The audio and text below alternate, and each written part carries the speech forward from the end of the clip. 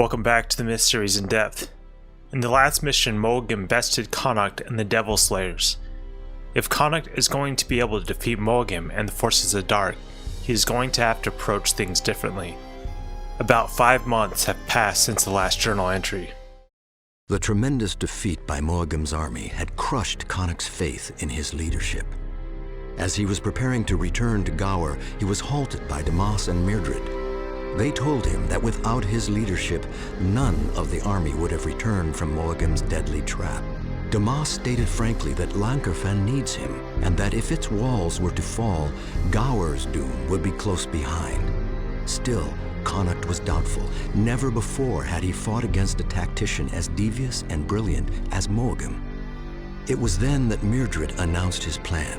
Since the Watcher had leagued himself with Mulligan, they too needed a powerful ally, and he suggested Mazarin, the first Avatara. Before the weight of the statement could set in, Damas was approached by Ravana, an envoy from the 12 Duns. She told him that he was needed for a meeting with the Herons, but he waved her off as he replied to Mildred. Tales tell that Mazarin was slain by the Watchers centuries ago, yet Mildred believed that the archmage still lived. It was just a matter of discovering his whereabouts. With a sorcerer the likes of Mazarin on their side, the tables would be turned in their favor. Ravana, overhearing the plan, became eager to join them on their journey. Damas began to dismiss her, saying that she would only slow them down, when she stated forcefully that she would pursue any means to rid the world of Mulligan, the murderer of her clansmen. As the two quarreled, Connacht stated that she could accompany them as long as they could stop arguing like they were betrothed. And so the four... Mildred's plan was an improbable one, finding the most powerful archmage to ever live and coerce him to join their forces. Improbable, if not desperate. After a week of researching dozens of musty tomes, all claiming to be records of Mazarin's life, Mildred narrowed his search to one fascinating book. Mildred was assured that it was genuine. On the last page in its leather-bound volume was a short, scribbled passage. "I shall go to a place where life is old, and the world is as it was in the beginning." Only one place in all the known world fit that description: the Forest Heart. The trees of Forest Heart have stood as they have since the world was created, or so the legends claim. The forest giants have made their home there for many millennia. Many civilizations, both human and other, have been born, aged, and ruined upon its tree-covered lands. The four heroes left Lankerfen, traveling across the autumn-colored groves of the Downs and into the desolate passes of the South Country.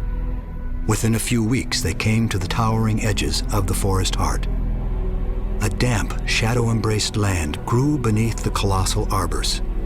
Many weeks passed as the champions searched the dense forest for any signs of Mazarin's whereabouts.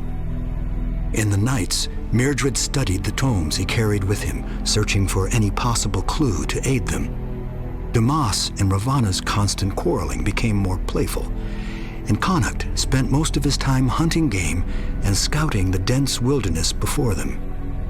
As despair of ever finding the archmage began to settle in their minds, they entered a dark and ominous copse of trees. Crumbling ruins, all but completely enveloped in grass and foliage, jutted from the shadows beneath the arbors. They approached cautiously.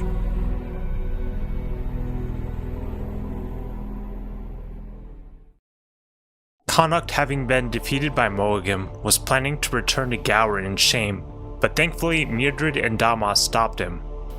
It seems a little contrary to Connacht's personality that he would be so crushed when his typical personality is to attack ruthlessly.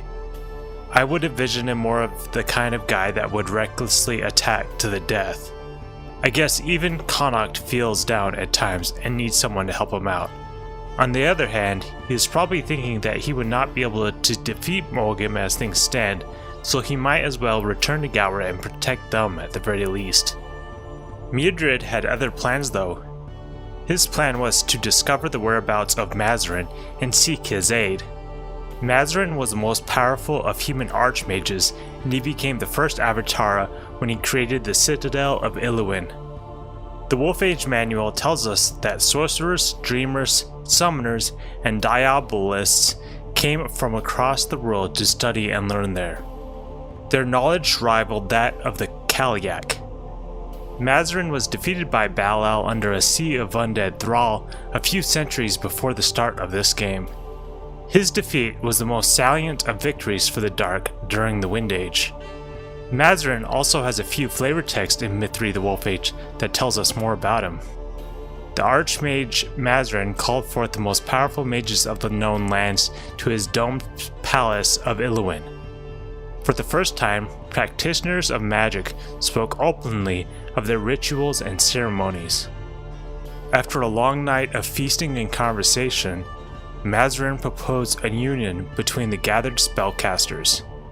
Joined, their knowledge and powers would increase tenfold. From his warded and unsorcelled study, Mazarin concentrated upon the book laid before him. Channeling all of his will and power upon the massive tomb, he laid his hands upon the spine and opened it. Once again, he learned of the future from the Total Codex. The most promising practitioner of magic were offered to join his council. From across the land, sorcerers, dreamers, and archmages journeyed to Iluin to sit and confer with their brethren. And so, in the Age of Splendor, the Avatar arose from those humble beginnings. For whatever reason, Mildred thinks that Mazarin may still be alive. If you think about it more, it will actually make a lot of sense. Mildred survived in Myth 2 underneath a sheet of ice in the Dramos River. In this situation, he would have had some sort of special magic to keep himself alive. At that time also, Ulrich and the Warlocks somehow knew he was still alive. Sounds pretty similar to this situation, doesn't it? In fact, there is an even better example that shows where Mildred gained this knowledge in the first place, but it involves spoilers, so I'll just let you guys guess what I am referring to. It only took a few weeks of studying musty tombs for Mildred to discover the whereabouts of Mazarin. I feel like there is almost a contradiction in this journal though, because you can almost read it that the Forest Giants were always in Forest Heart since the beginning of the world of myth. We know that the Forest Giants, however, were once farther north and were pushed to the south because of their confrontation with the Trow during the Age of the Trow. The most logical explanation, though, is that the Forest Giants originated in Forest Heart and some of them had slowly migrated north towards Trow lands. While Mildred was explaining his plan to seek the aid of Mazarin, the three were approached by Ravana. As we already know, Ravana will eventually become Shiver in the Bungie Myth games. Ravana was an envoy from the 12 Duns, and she was seeking the aid of Damas because the Huron guards were gathering for a meeting. Ravana, overhearing their conversation, decides she wants to join the three on their quest. It seems more likely, though, that she was more interested in Damas than the actual quest. The start to Damas's and Ravana's relationship is pretty cringeworthy to say the least. I can forgive Scott Campbell for not being good at romance stories though, as I doubt many of us myth fans are here for the romance story anyways. Their journey through Forest Heart on their way to find Mazarin's crypt was a long one. In fact, we know this mission occurs on the southernmost tip of Forest Heart. Ravana is the new unit we will get to control in this mission. We can learn a few things about her from the Wolf Age manual. Ravana is a Myrmidon warrior from the 12 Duns. She is a raven-haired beauty and warrior of few equal. She is part of the proud Myrmidon clans and has studied the art of close combat all her life. She wields dual Gridoxma blades as is standard for the Myrmidon warriors. She is quick to anger, yet cool-headed in heated combat. Her love for people knows no equal. She is determined to destroy Mogim, whose undead army has destroyed much of her clansmen. As I said before, in quite a few videos back, the Myrmidons from the 12 Duns had discovered a shrine long ago that taught them the ancient techniques and fighting styles. We don't know much about this shrine or about their defeat at the hands of Mogim. Ravana's flavor text tells us a little bit known about these events. Centuries ago, the Macridian horde had turned their once proud people of the 12 Duns into nomads. Legends say that a temple was discovered from their long-forgotten history, a temple to a god of war. Those that learned from that sacred place became fearless of death and swift as vipers. These warriors could take on even the Macridia. They we named Myrmidons. The Myrmidons of the Duns cherished the dual blades called Gridoxma. Crafted from the finest metals, they shine like polished silver and are light as glass. When forged, each Gridoxma is cooled in a basin of fresh blood, and when finely tempered, are blessed with prayers to the god of war. The next new unit we will get to control in this mission is Myrddred. Myrddred has the same standard attacks as he does in the Bungie Myth games. In this mission, however, he has the Dispersal Dream spell instead of the Binding Dream. We have already talked a bit about Myrddred, but I have not covered his flavor text yet. The flavor texts speak of Myrddred's power and also of the origin of the dream spells. Swords clashed as the two initiates sparred in the courtyard. Myrddred, a young apprentice, paid them little heed as he studied his tomb. One of the initiates, offended at seeing a lowly apprentice not showing proper respect, approached and challenged Myrddred to a duel. With but only a glance, the initiate froze in mid-step. The smiling apprentice whispered, "True power lies not in your arms." Defeated by the Trow eons past, the Kaliak were known as the first true sorcerers. It was they who interpreted the one dream of the word and carved those visions into the monolithic runestones which lie scattered across the face of the world. Ancient scrolls unearthed in the Age of Reason speak of 49 of these dream spells etched upon stone and hidden for ages. For new enemy units in this mission, we got the Stygian Knights, the Lich, and the Forgotten. The Stygian Knights look a lot different than their counterparts from the Bungie Myth games. I personally like their appearance better, as they did a good job of showing off the visuals of being an empty suit of armor. Really, Stygian Knights can be any suit of armor that was magically reanimated within the Myth universe, so there is no one concept of armor that they are constrained by. The Stygian Knights have a couple of flavor texts in Myth 3 The Wolf Age that tell us a bit more about them, although nothing really new. His sacrifice still twitching, Kelburn smeared the sanguine liquid upon the black suit of armor, all the while listening. As the last ragged breath wheezed from the sacrifice, Kelburn breathed it in deeply, then walking to the suit of mail, breathed out the dead man's essence into the iron helm. Slowly, the creak of metal sounded as the hollow suit began to move with life. Mages throughout time have searched for the perfect guardian, one that can serve as a steadfast bodyguard, an unquestioning servant, and a tireless sentry. In a long-forgotten territory, the steward of the land bid a challenge to create such a guardian. A coven of necromancers answered the bidding by delivering 100 warriors clad in black armor to the land. For the next new enemy unit in this mission, we got the Forgotten. The Wolf Age manual tells us that the Forgotten are from an ancient civilization in the deep recesses of Forest Heart that grew and fell beneath its towering branches. They were a race of cannibalistic hunters who sold their souls to the dark gods for the gift of immortal life. They now desire to prey upon the living. They lurk in the darkness of their shadowy homes. They can wait for years for prey to cross their path, and their bodies can be still for centuries. In-game, you can see them resting motionless and then awake when you come across their path. They wield dual iron blades and rest only when their prey has been slain. The concept for the Forgotten is clearly heavily influenced by the Myrmidons from Myth the Fallen Lords. The main difference being that the Forgotten have no sworn loyalties to the Leveler. Their flavor text tells us a little bit more about them and how they were granted the gift of undying life from the dark gods. There is a tale of an ancient race who threw aside the shackles of thought and reason and delved into a feral state of cannibalism. So brutal and murderous were these people, the stories go, they sought the aid of dark gods to grant them undying life so that they may continue their atrocious deeds into the aeons.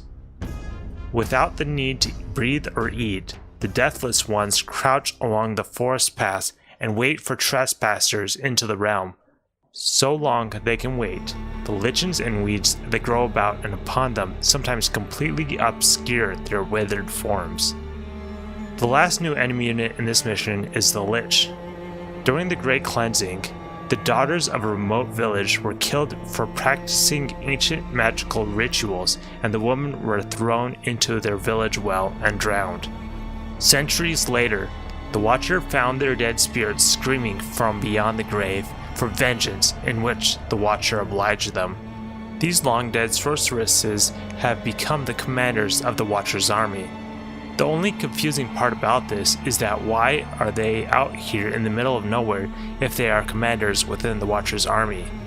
This seems a little bit contradictory, but we will move on. They attack with a magical blast of pure rage that creeps across the landscape and erupts in the midst of their enemies. This attack of theirs is actually quite annoying because it is very difficult to determine where their attack will erupt from the ground, and it can do fairly significant damage.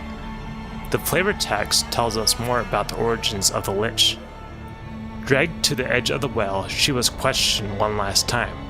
"Tell me where the rest of your coven lays, and you will be spared." She smiled as she spat into the Grand Cleanser's face.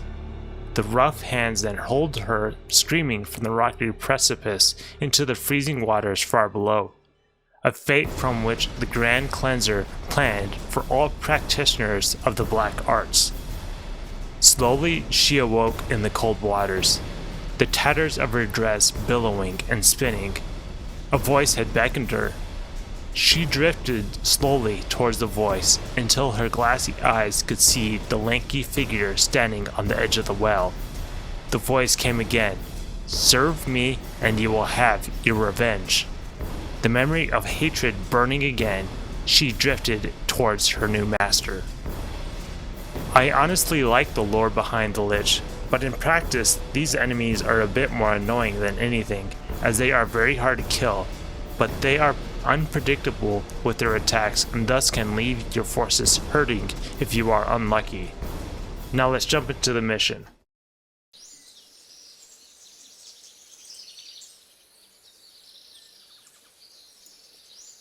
These writings, they are ancient. Pre-Cath Bruig. We may have found something. Alright, so the 4 heroes must locate the entrance to Mazrin's crypt and gain entry. This mission is actually probably the easiest mission in this game. It's so easy. I will show you how to beat it. So you start off. This is how they know they're near the crypt, this little shrine. We come up here right away and we see 4 Stygian knights.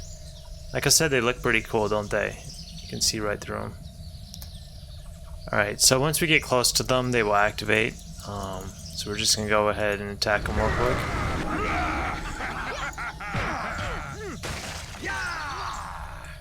Sometimes they just stop attacking. So Mudrid kind of freezes them, and there we go. We got them. So you see this magical glow? So there's actually 3 of these places, and we have to put the right hero in them. So you see, if we put Mudrid in there, nothing happens. If we put Damos in there, nothing happens. Or Connacht, nothing happens. So this one has to be Ravana. You see, so we'll save it real quick. So pretty simple. So we got to get to the other 2. We're not going to explore a lot. We're just going to go pretty much straight there. So we're going to see some Forgotten here. We'll go ahead and dispersal dream these guys, because why not? Why not? Might as well use them up. So we want to kind of follow this road over here.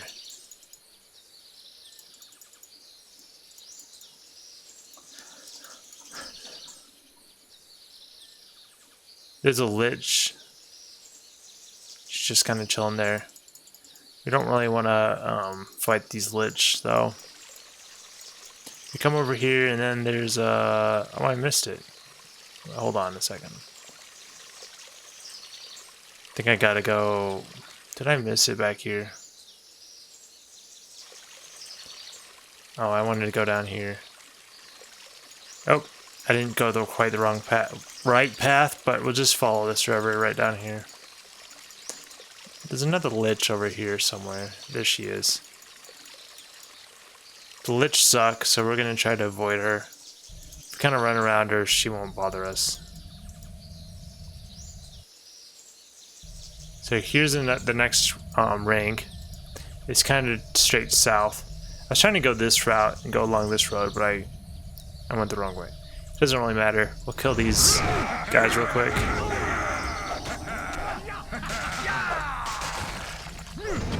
They don't really like, for some reason they don't like automatically attack the Stygian Knights.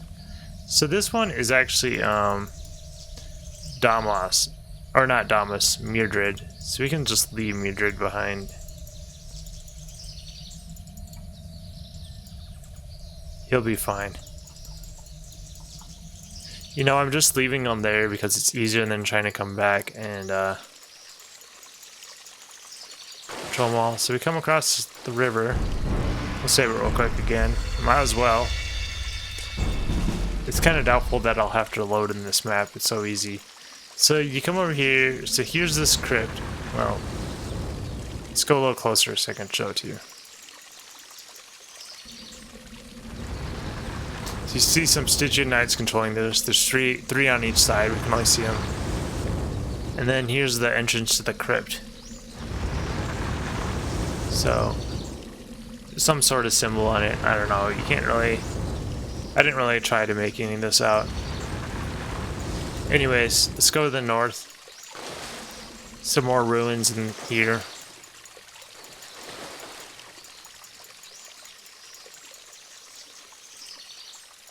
By the way, if you kill those Stygian Knights by the crypt right now, they'll just respawn. So it's kind of pointless.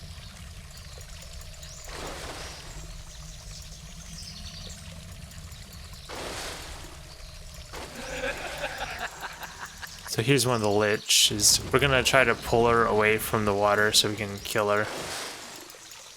Because once we chase her, there, we can probably chase her there. She'll like run into the water and then we won't be able to get her. So if you try to like dodge it, like it kind of curves. So it makes it really hard to dodge it. You see how much damage she took? Like...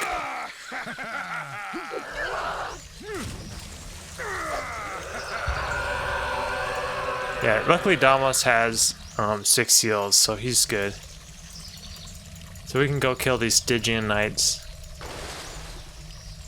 Sometimes some enemies will like leave over here and run all the way back. These Stygian Knights won't, but sometimes if you encounter some like forgotten or whatever, then run all the way over to, you know, one of these guys and fight them.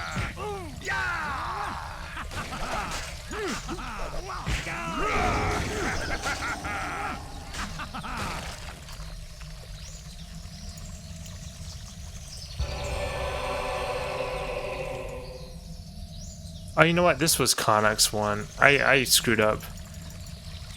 I was like, why isn't it activated? Yeah, that one was for Connacht. I forgot wrong. Oh well.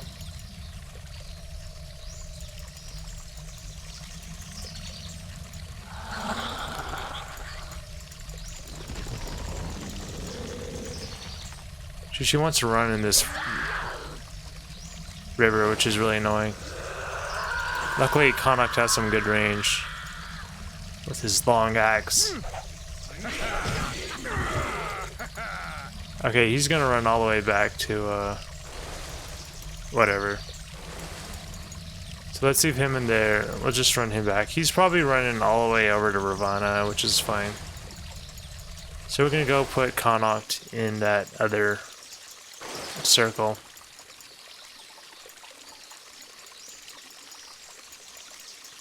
Kind of want to follow the same path because I don't want to like attract any other enemies. So you can see him. He ran all the way from over here and was targeted on Ravana, which is the stupidest thing in the world.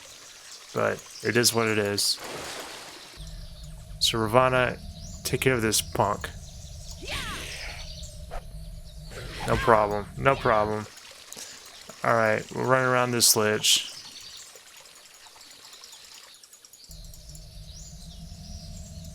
So once we get in here, we'll get a little cutscene.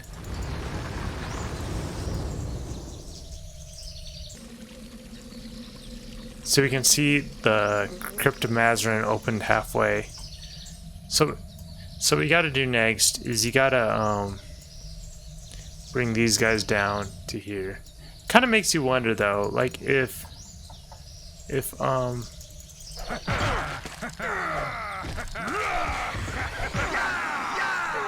I attracted some more enemies. Oh well, I'll just kill them all.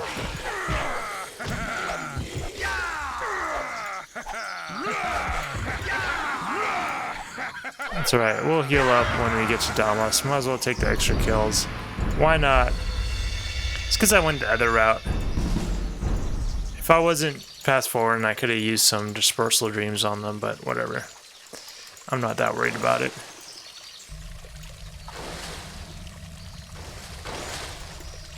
Apparently some of these guys want to come pick a fight. We'll just run them back here. I don't think I actually clicked on it over here. We'll bring him back and he'll have some company. See, they're actually as fast as Damas, which is crazy.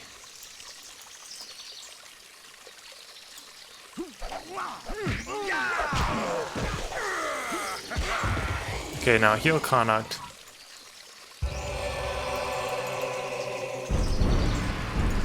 So now I'll show you the Stygian Knights at the crypt. And we'll end this mission. Here you go. So let's see. Let's just show you fighting them. So watch you kill him. And he just comes back to life. That's what happens until you come in front of the door. You come in, guys. You come in front of the door. And you'll see it open. Well, actually, they all activate and they all come to fight you. So what I do is I kind of come to the side, go in front of the door, then come to the side so I can fight 3 of them at once, rather than all 6.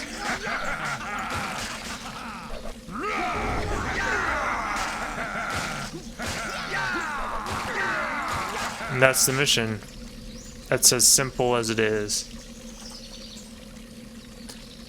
Probably one of the easiest missions in the game, by far. Like, the opening yawned before them, dark and threatening. A loathsome air rolled out from the catacombs, like a breath of ill omen. Connacht by far does the most damage. The only way anyone's gonna get close is probably if you use a bunch of dispersal dreams with the Avatara. The windscreen tells us that the heroes went into the cave and a loathsome air rolled out of the crypt like a breath of ill omen.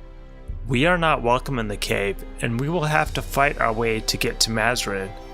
In the image, we can see the 4 heroes and a skull above the entrance, which not only signifies that we are going into a crypt, but also serves as a warning about the dangers ahead. The lost screen tells us that the 4 heroes died within Forest Heart, and that some believe that their souls will dwell within the darkest recesses of the forest. Perhaps the dark gods have caused the heroes to join the ranks of the Forgotten and the Lich. The image shows the skeleton of what is likely Ravana, based on the Gradoxma blades that she wields. Well, that is it for this mission. See you next time, where we will be within the Crypt of Mazarin.